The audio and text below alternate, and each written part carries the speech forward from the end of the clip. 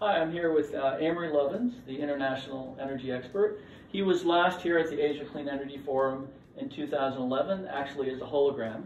And it was so realistic that my recollection of that event was that he was here. But we checked the records and he was just here as a hologram.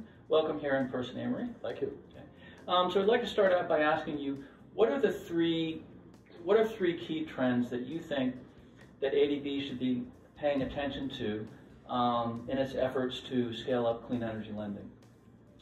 Well, energy efficiency across all sectors is a several-fold bigger and cheaper resource than we thought a year ago, and it can often give increasing returns, just like renewables. So the more we buy, the cheaper it gets, so we buy more, so it gets cheaper, and so on, in an accelerating virtuous spiral. Second, now that modern renewables are providing 2/3 of the world's net additions of generating capacity, and will soon take the rest, I think we need to get serious about the do not do list, that it no longer makes sense to build coal and other thermal power plants. They will be stranded assets before they can even be built, and they will simply put that capital at risk and keep it from being productively used for cheaper, faster options. So this means some changes in our attitudes, our institutions that have momentum about protecting and continuing the old energy system, but need to get better at enabling the new energy system. And third, I think resilience is becoming a much more important issue, and not only because of typhoons and earthquakes and so on, but also because of cyber attack and other malign influences that use energy security for political purposes.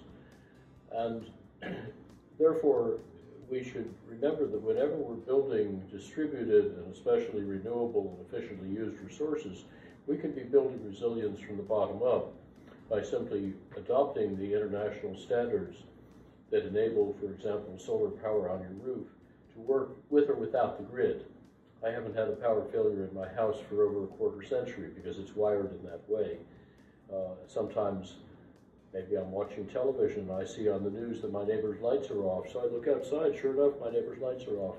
Then I can come back inside and watch the television some more to see when my neighbor's lights will come back on. How have you found ACEF so far? You've been here for a couple of days, you've given a couple of talks, you were in the plenary this morning, you've been going to different events and talking with different people. How have you found it so far? Very high quality group, a lot of excellent people doing exciting work. I'm learning a lot.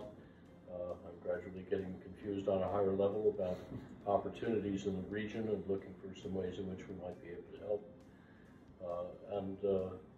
The discussion is thoughtful. It's not traditional formulas. People are really considering new answers to new problems.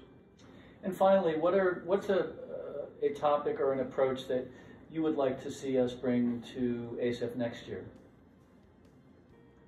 You're starting this year to look at energy and. There's a session on electric vehicles, which may start to get a little into how that supports the transition of the electric grid, as well as the personal mobility and clean air goals, and fair mobility and access for all.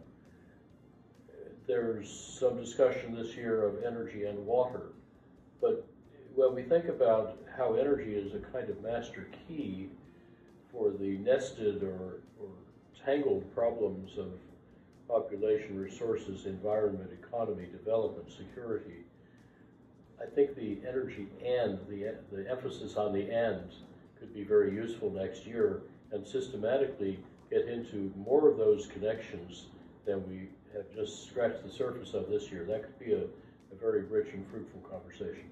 Well, thank you, and I hope you will come back again, if not next year, very soon. Thank you.